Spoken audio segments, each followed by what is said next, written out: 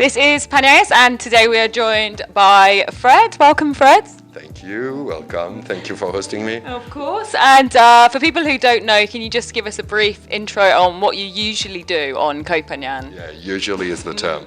I have my own company here.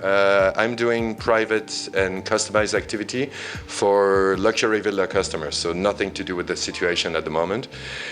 And I just, find myself like jobless after what happened, so no resources and anything else, so I needed to do something. Yep, great. And so you set up the Facebook page Corona Aid Hub, is that correct? Yeah, exactly, Phangan Corona Aid Hub, Yes. exactly. That's the page or the group concept is not exact actually, it's more like a hub.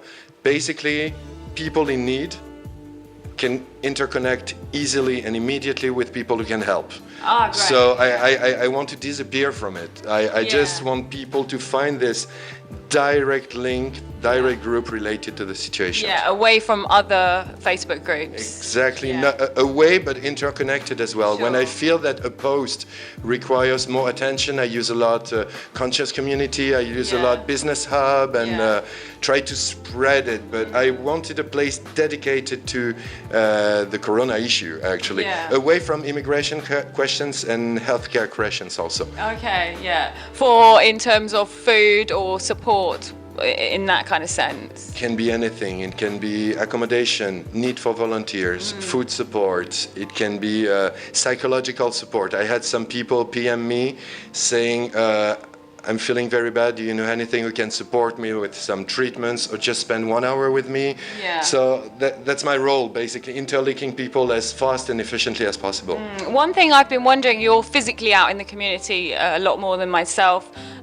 For example, tourists who decided to stay on Koh Phangan during this time, have you had any experience? Is it going well for people, or are maybe people thinking, oh, I should have maybe left? Because it's great here in terms of this situation, but it's not the same as it usually is.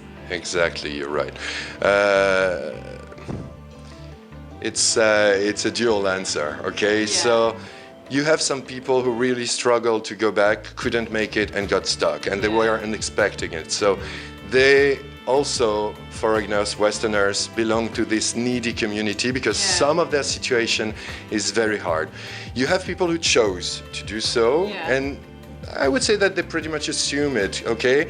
They are helping, they are volunteering, they are, these people who come very often for a few months on Koh Phangan, then they know Koh Phangan, they are settled, they decided to stay, and they are very helpful. But we always need more help in any project to support, like donations and everything. So if people can help, because people might have free time.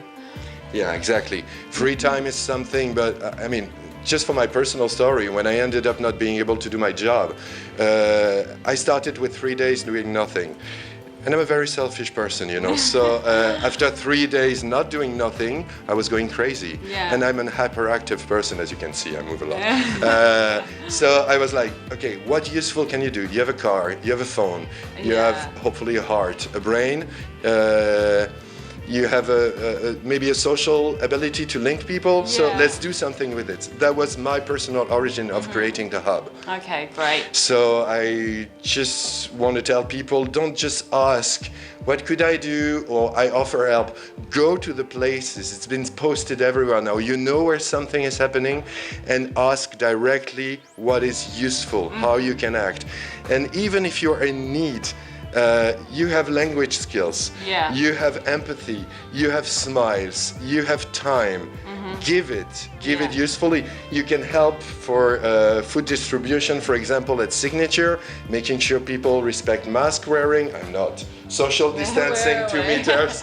No, I'm just kidding. But you can help, and then of course it's normal. Have a plate yourself. Use it, but give yourself. Give a bit of. So where, rather than people having to ask and organize to volunteer their time, let's tell some people exactly now on where could we go today and volunteer? Where could we go here? Where can you go and just turn up and you will be of some use to somebody? Okay. I would think of Happy Food in Chaloklam, for example.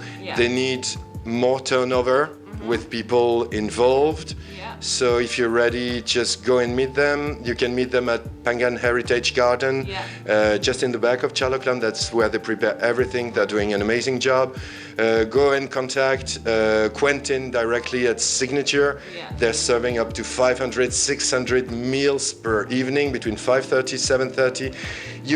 You might not be needed for the day, but they will tell you to come back tomorrow, the day after. They will ask you to help them for shopping, for cutting vegetables. I mean, 500, 600 meals a day. Quentin is doing this, and he keeps his staff also, and he needs more volunteers to cut veggies and prepare, and everything that is needed for. Amazing job, Quentin. Yeah, really he is. An amazing guy too. He is, yes. Okay, and leave the Phanganist with something inspiring. Wow. All about the positives here. I should have thought about it before. Be conscious. Just ask yourself before anything you do if that's for a good purpose. Do you need free food? Can you give a bit of yourself, a bit of money, a bit of donation? Just face yourself in the mirror and ask yourself, what could I do better, more, like on an everyday basis? Wow. Wow. Thank you very much, Fred, and thanks so much for your work as well. Thanks for your support. It's great. That's Thank amazing. you. Thank you.